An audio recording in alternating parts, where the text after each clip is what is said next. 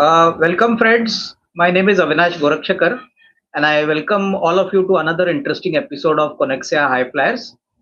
Friends, as all of you are aware, we introduce you emerging companies as well as large mainboard companies, and we make it a point to talk to the promoters and the top management.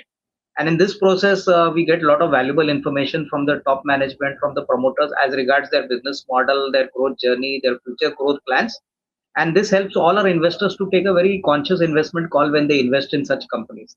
And friends, today we are going to talk about another interesting company which is going to hit the capital market very soon.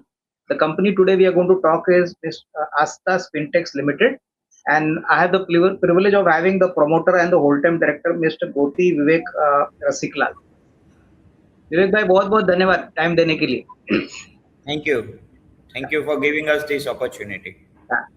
तो विवेक भाई, पहला सवाल which is very basic, मेरे को बताइए sir, अपना company का business model थोड़ा समझाइए. हमारा जो डोमेस्टिक मार्केट है, जो प्रोडक्ट में हम काम करते हैं सर, उसमें हमारी क्या पोजीशनिंग है और ये बिजनेस जर्नी कैसे शुरू की? क्या ये आपके पिताजी के टाइम की कंपनी थी जो आपने आगे उसको कंटिन्यू किया? तो सर इसके बारे में कुछ जानकारी दे दीजिए. So आस्था स्पिनटेक्स लिमिटेड हमारा जो मैन्युफैक्चरिंग यूनिट है वो इंटीग्रेटेड यूनिट है जहाँ पे जिनिंग एंड स्पिनिंग दोनों प्रोसेसेस होती है. उसके अलावा हमारा इंटीग्रेटेड मॉडल हमको क्वालिटी कंट्रोल में, कॉस्ट कंट्रोल में हेल्प करता है. हमारा ग्रोथ जो है वो कैपेसिटी एक्सपेंशन से ड्राइव होता है. उसके अलावा ऑपरेशनल एक्सीलेंस और स्ट्रॉन्ग कस्टमर रिलेशनशिप्स हमको हेल्प करती है ग्रो करने में. मैं थर्ड जनरेशन हूँ कॉटन इंडस्ट्री में. स्पिनिंग मिल मैंने और जो हमारे चेयरमैन एंड मैनेजिंग डायरेक्टर है दिव्यांग भाई ने, हम दोनों we were the founders of the spinning mill. And उसके बाद हम लोग ने बैकवर्ड इंटीग्रेशन में अपना wind mill and solar plants install किया. ओके विवेक भाई, थोड़ा सा आपके सोलर प्लांट के बारे में बताइए, क्योंकि आपका बिजनेस मॉडल बहुत यूनिक है. आपने पूरी तरह से सोलर पे डिपेंड करके अपना पावर कॉस्ट भी मैं जानता हूँ काफी कम किया है.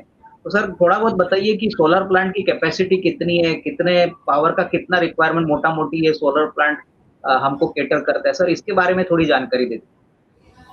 सोलर प्लांट हमारा 1 मेगावाट का रूफटॉप है.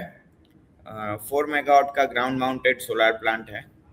और ये हमारा जो ग्राउंड माउंटेड सोलर है वो डेली बैंकिंग पॉलिसी में है, ना कि रियल टाइम पॉलिसी में. 11 घंटे में जितना जनरेट होगा उतना हमें 11 घंटे में सेट ऑफ मिलेगा. अच्छा. लेकिन जो रूफटॉप है वो ऑफ ग्रिड में सेट ऑफ होता है, तो वो जितना भी जनरेट हुआ विदाउट एनी लाइन लॉस हमको सेट ऑफ मिलेगा इमीडिएटली.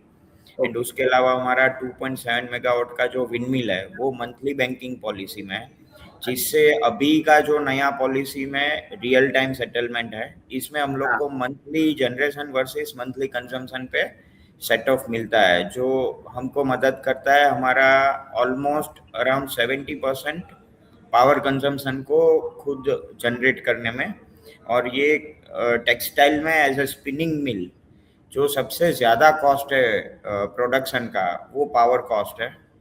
तो ये चीज़ से हमें काफ़ी अराउंड मतलब 70% of our power is saved from the captive generation plants of company. यानी बहुत अच्छी बात है विवेक भाई. ये आपके लिए बहुत अच्छा पॉजिटिव फैक्टर है. मेरे को बताइए सर, अभी हमारा जो B2B मॉडल है इसमें मोटा मोटी सर हम कितने डिस्ट्रीब्यूटर से काम करते हैं? और सर दूसरी बात बताइए कि अभी फिलहाल तो मेरे ख्याल से गुजरात हमारा मेन मार्केट है, बट गुजरात के बाहर भी कुछ करने का हमारा प्लान है आगे? देखिए, इसमें कैसा है कि हमारा यूनिट 2012 टेक्सटाइल पॉलिसी में कमीशन हुआ है, जिसमें हम लोग को काफ़ी अच्छा इंसेंटिव मिलता है in terms of 2.5% of SGST reimbursement, जिसकी वैल्यू अगर हम मॉनेटरी वैल्यू देखें तो काफ़ी अच्छी बैठती है. अभी हमारा 24 CR का सर्टिफिकेट वो क्लेम करने के लिए अभी भी अवेलेबल है, जो 2028 तक हम लोग क्लेम कर सकते हैं. अब ये चीज़ जितने भी स्पिनिंग मिल्स गुजरात के जितने भी स्पिनिंग मिल्स आए सब मोस्टली उसमें से 80% या 70% मिल्स 2012 टेक्सटाइल पॉलिसी के अंडर आए हुए हैं. तो ये वजह से सब मिल्स का प्रायोरिटी रहता है कि they sell to Gujarat based buyers. Okay. So ये ट्रेंड की वजह से मोस्ट ऑफ द बायर्स, उनका प्रेजेंस है गुजरात में एज देयर परचेज ऑफिस और एज देयर ब्रांच ऑफिसेस। तो ये वजह से आपको बुक्स पे दिखता है सेल्स गुजरात का, but overall that is being bought by the end users sitting globally. तो ओके। हमारा मटेरियल अभी भी ग्लोबली जाता है क्योंकि उनके ऑफिसेस गुजरात में बेस्ड है due to this policies. Okay. तो हमारा सेल्स ऐसा दिखेगा आपको गुजरात का, बाकी हमारा सेल्स इज ग्लोबली। नहीं, ठीक है। आई थिंक अच्छी तरह से आपने समझाया विवेक भाई। विवेक भाई, अभी थोड़ा सा प्रोडक्ट के बारे में मैं जानना चाहता हूँ। हम लोग मुझे लगता है 40 और 60 के काउंट के यान बनाते हैं, राइट? नहीं सर, हम लोग अभी 20s to 40s का काउंट का यान बनाते हैं। और सर ज्यादातर ये कौन से एप्लीकेशंस में जाता है? क्योंकि ये भी थोड़ा सा हम जानना चाहेंगे कि सर होम टेक्सटाइल में जाता है, टेक्निकल टेक्सटाइल में जाता है, फैब्रिक्स में जाता है। इसका मोटा मोटी सर एप्लीकेशंस कहाँ कहाँ जाता है? थोड़ा सा इसका जानकारी दे दीजिए। देखिए, एप्लीकेशन काफ़ी है कॉटन यान का। जैसे मेन एप्लीकेशन तो हम गारमेंट और अपरेल्स ही पकड़ सकते हैं, बाकी उसके अलावा होम टेक्सटाइल्स में जाता है, टेक्निकल टेक्सटाइल्स में जाता है, और भी काफ़ी चीज़ें हैं, स्वेटर्स में भी है। तो जो हमारा पर्टिकुलरली यान है 20s to 40s काउंट, जो हमारा मेजर प्रोडक्ट है, उसका मेजर बाइंग होता है for T shirts and shirting अच्छा। फैब्रिक्स के लिए। अच्छा। ओके। अच्छा विवेक भाई, अभी पब्लिक इशू का जो मेन ऑब्जेक्टिव है, मैं पब्लिक इशू के बारे में आपको बाद में डिटेल में पूछूंगा, बट थोड़ा सा हमको फाल्कन यान के बारे में बताइए। ये कंपनी हम टेक ओवर करने वाले हैं, इसकी यान कैपेसिटी कितनी है? और ये टेक ओवर होने के बाद हमारी टोटल स्पिंडल कैपेसिटी कितनी होगी? सर इसके बारे में बताइए। यस, तो अभी हम लोग का जो आस्था में स्पिंडल कैपेसिटी है वो 26,000 अप्रोक्सीमेटली है। जो फाल्कन यान्स प्राइवेट लिमिटेड, जिसको कंपनी को हम टेक ओवर करने वाले हैं, उसका साइज है 36,000 स्पिंडल्स अप्रोक्सीमेटली। दोनों को क्लब करेंगे तो कंपनी का कैपेसिटी फ्रॉम 26,000 बढ़ जाएगा अप टू 62,000 स्पिंडल्स। ओके। और विवेक भाई, ये टेक ओवर होने के बाद, मोटा मोटी आईपीओ होने के बाद, ये ऑपरेशनल कैपेसिटी कभी पूरी तरह से हमारे पास आएगा? यानी इतनी बड़ी कैपेसिटी हमको मिल रही है फाल्कन यान से, तो आपको क्या लगता है कि 1-2 महीने में पूरी कैपेसिटी हमको मिलेगी, जो हम आगे अगर अपने को अच्छे ऑर्डर्स मिल रहे हैं, उसको हम लोग केटर कर सकते हैं फाल्कन यान से भी? फाल्कन यान्स भी काफ़ी वेल एस्टेब्लिश्ड यूनिट है मार्केट में, और वो भी ऑलरेडी 90% प्लस का कैपेसिटी यूटिलाइजेशन पे चल रहा है। आस्था भी अभी 95% कैपेसिटी यूटिलाइजेशन पे चल रहा है। हमारा जैसे ही आईपीओ प्रोसीडिंग्स आएगा, उससे जो फाल्कन की थर्ड ट्रांच है पेमेंट की, वो क्लियर हो जाएगी। थर्ड एंड हाँ। लास्ट ट्रांच है, वो जैसे ही क्लियर होगी तो शेयर्स आस्था के नाम पे ट्रांसफर होंगे। After that falcon Holi own subsidiary बन जाएगा आस्था का, ओके। और फ्रॉम डे वन उसका रेवेन्यू एंड प्रॉफिट्स ऑलरेडी अपने को बेनिफिट देने लगेंगे।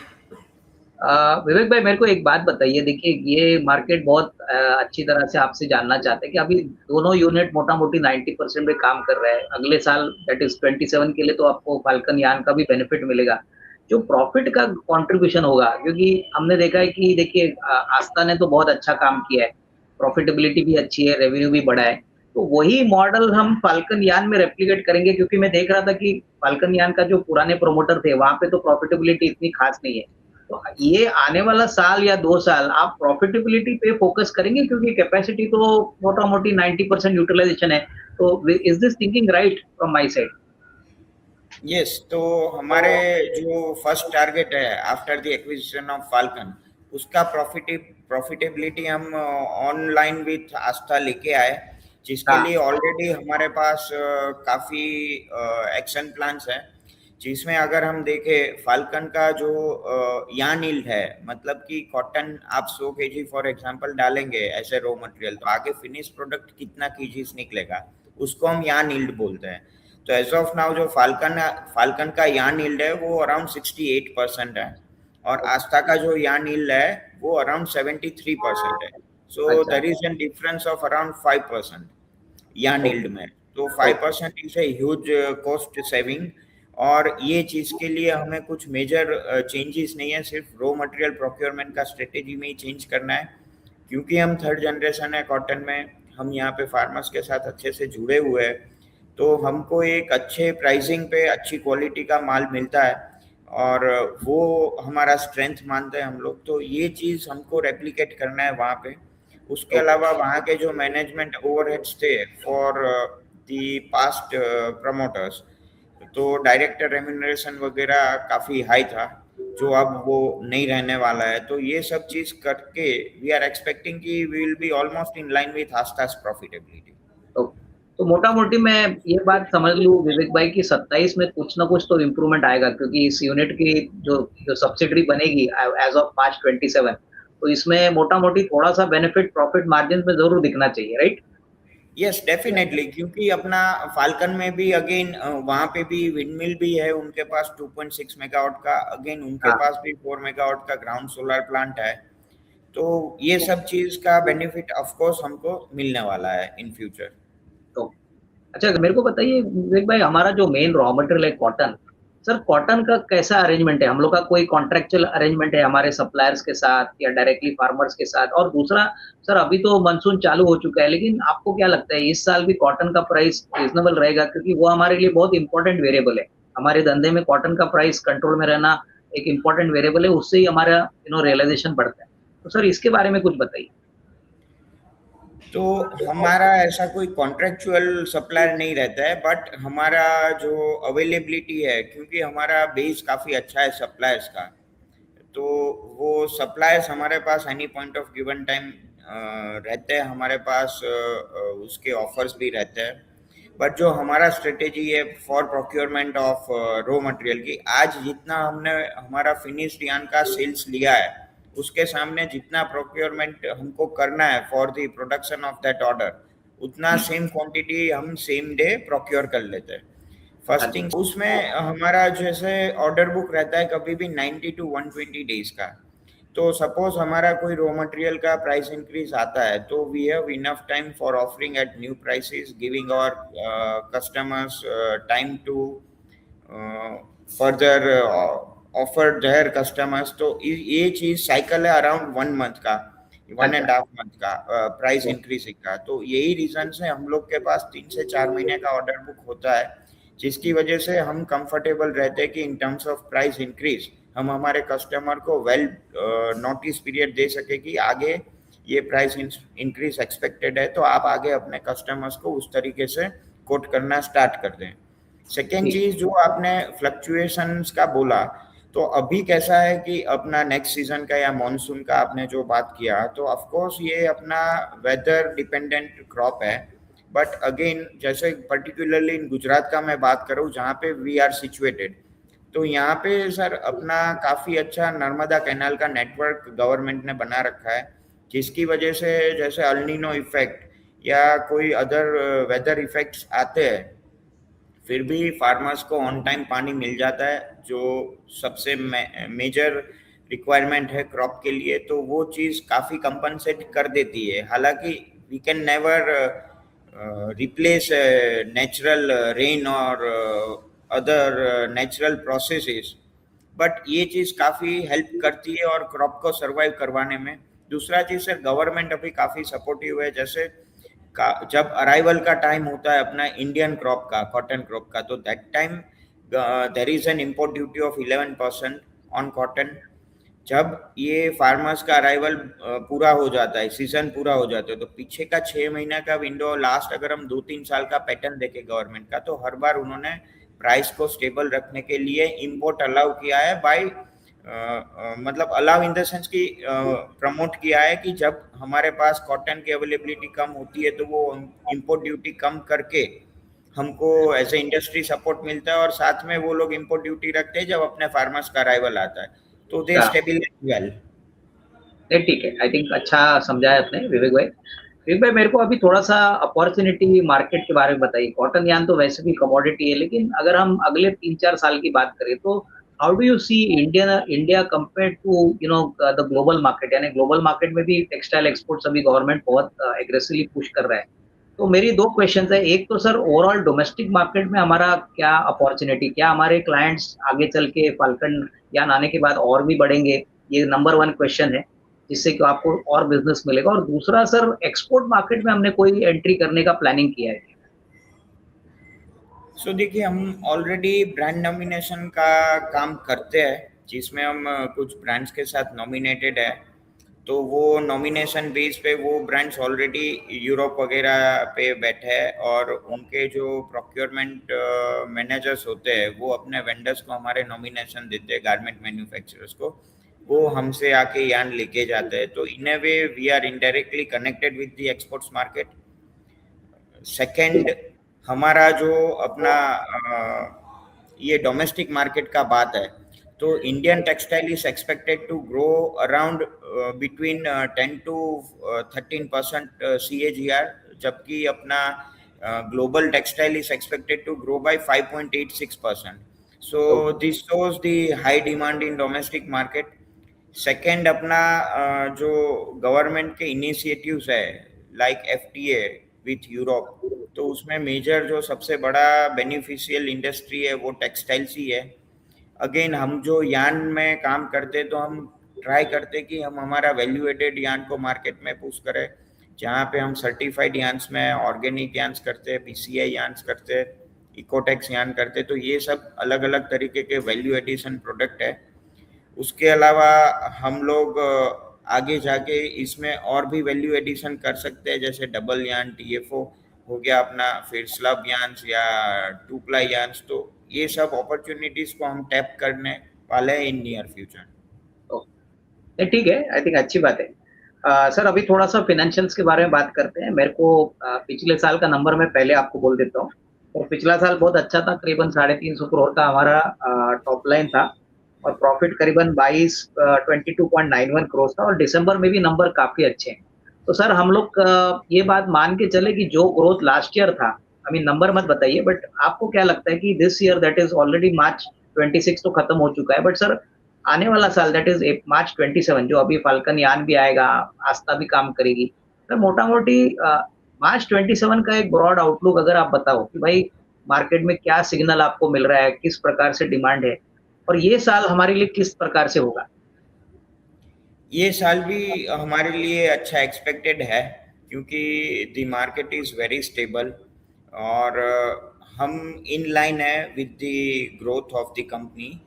ठीक, चलिए, अच्छी बात है। अच्छा, दूसरी बात विवेक भाई, मेरे को बताइए, ये हमारा धंधा बेसिकली क्या ऑर्डर बुक ड्रिवन है? क्योंकि आपको भी पता है 20 और 40 काउंट का आप कॉटन यान बनाते हो, तो नॉर्मली रनिंग ऑर्डर्स कंटिन्यूसली हमारे डिस्ट्रीब्यूटर से या हमारे B2B कस्टमर से आते हैं, या आपको थोड़ा बहुत पहले से पता चलता है कि भाई ये सीजन में इतना ये कस्टमर उठाएगा, तो उसके हिसाब से आप पहले से प्रोडक्शन करके रखते हो? सर, ओवरऑल प्रोडक्शन की प्लानिंग कैसे होती है? नहीं सर, जैसे मैंने आपको पहले भी बताया कि हमारा ऑर्डर बुक कभी भी 90 days to 120 days के आसपास का रहता है।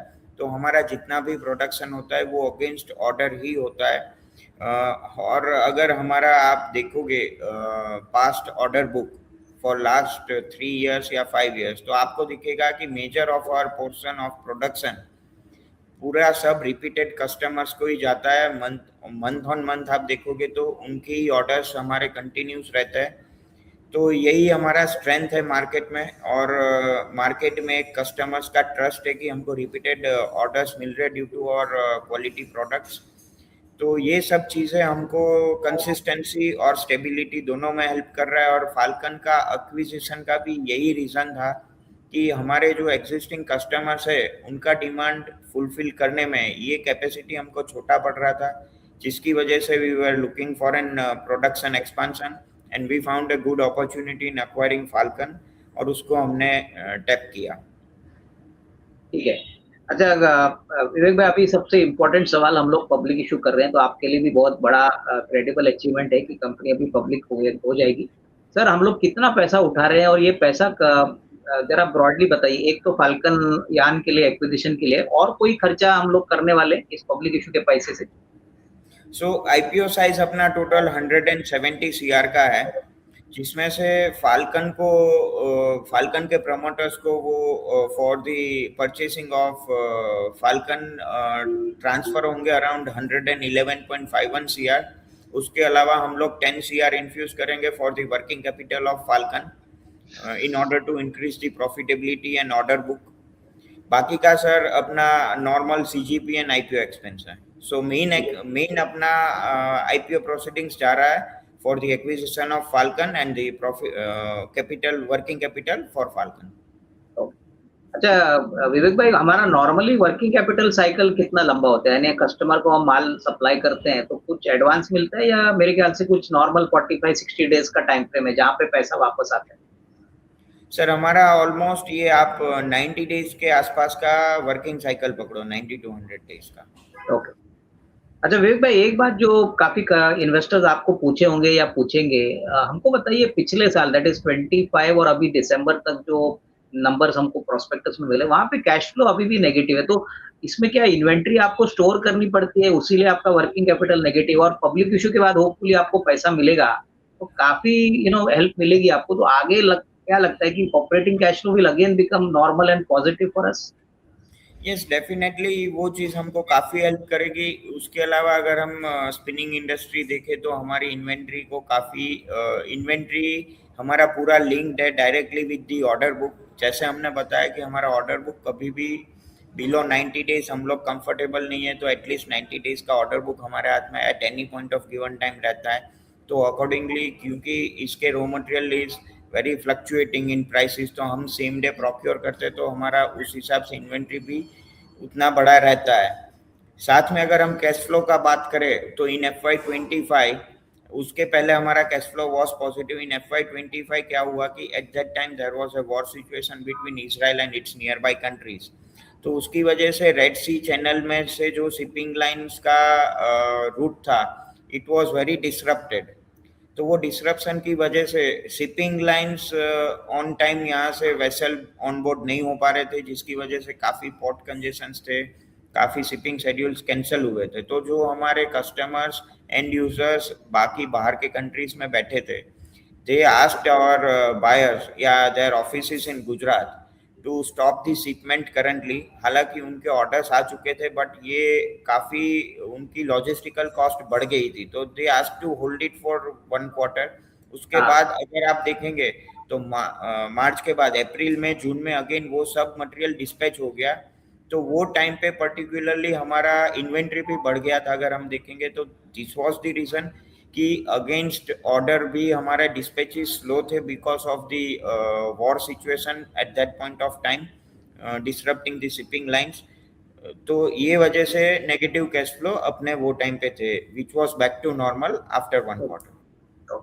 अच्छा विवेक भाई, अभी एक इम्पोर्टेंट सवाल जो काफी इन्वेस्टर्स जानना चाहेंगे कि हमारे सर, आप तो प्रमोटर हो, आपके अलावा और दो प्रमोटर है सर, आपका मेन फंक्शनल रोल कंपनी में क्या है? क्या सेल्स को बढ़ाना है, मार्केटिंग या प्रोडक्ट डेवलपमेंट? आप कंपनी में क्या फंक्शनल एक्टिविटी करते सर सो मेरा जो मेन रोल है in the company is the finance, investor relations and I look after the marketing and sales of the company.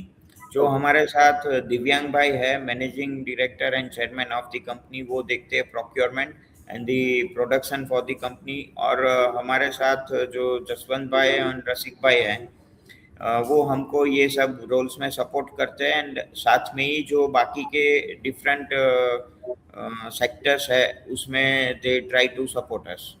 तो अच्छा, आखिरी सवाल विवेक भाई जो बहुत इंपॉर्टेंट है, सर हमने कोविड देखा है, उसके बाद अभी टच वुड सब कुछ ठीक हो गया है, बट सर हमारे धंधे में सबसे बड़ा रिस्क है, is it availability of cotton at the right price, और सम टेक्निकल प्रॉब्लम, या कोई जियो पॉलिटिकल सिचुएशन? सर कौन सा ऐसा फैक्टर है जो सुबह जब आप ऑफिस को आते हो तो पहली चीज आपको आपको पता होना चाहिए कि भाई सब कुछ ठीक चल रहा है? तो सर दो तीन चीजें हमको बताइए जो ये धंधे में बहुत इंपॉर्टेंट है, और रिस्क मैनेजमेंट आप कैसे करते हैं? सो ऑफ कोर्स जो सबसे पहला है, क्योंकि ये कमोडिटी प्रोडक्ट है तो पूरा मार्केट सेंटीमेंट्स पे ही चलता है. रात को कोई न्यूज़ आ गया तो अगेन वी फियर कि नेक्स्ट डे प्राइसिंग फ्लक्चुएशंस आएंगे. तो उसके लिए हमारे पास दूसरे हेजिंग टूल्स भी है in order to avoid this risk. But हमारा नेचुरली हेजिंग हो जाता है because of our strategy of buying the raw material on the same day versus the sales of the finish product. तो ये चीज़ की वजह से हम प्राइस फ्लक्चुएशंस को काउंटर करते हैं. एंड हमारा ऑर्डर बुक अगेन यहाँ पे बहुत बड़ा रोल प्ले करता है. in order to give us kind of मतलब स्पेस या टाइम सोचने के लिए या स्ट्रेटेजी बनाने के लिए। तो ये चीज़ है। सेकंड, हम लोग जो वैल्यू एडेड यार्न्स में है, सस्टेनेबल यार्न्स में है, तो ये वजह से जो हमारे कंपटीशन के साथ, क्योंकि कमोडिटी प्रोडक्ट है, सब एक ही टाइप का प्रोडक्ट्स बनाते हैं, तो हम डिफ्रेंशिएट कैसे करेंगे खुद को कि जब हम कंपटीशन में आए या मंदी के टाइम में आए तो हमें प्रेफरेंस मिला हमारे कस्टमर के तरफ से। तो वो वजह से हमारे पास सब सर्टिफिकेशंस है, हमारे पास ब्रांड नॉमिनेशंस है। तो ये हमको एक बास्केट के अंदर अलग डिफरेंशिएट करता है, एंड ये हमारे स्ट्रेटेजीज है इन ऑर्डर टू काउंटर और रिस्क फैक्टर्स। ठीक है सर, आई थिंक विवेक भाई बहुत अच्छा लगा आपसे बात करने को। सर मेरी तरफ से आपको, आपकी पूरी मैनेजमेंट टीम को बहुत बहुत बेस्ट विशेस, और सर पब्लिक इश्यू के लिए भी बहुत बहुत बेस्ट विशेस। बहुत अच्छा थैंक यू, लगा सर, धन्यवाद। Thank you, thank you.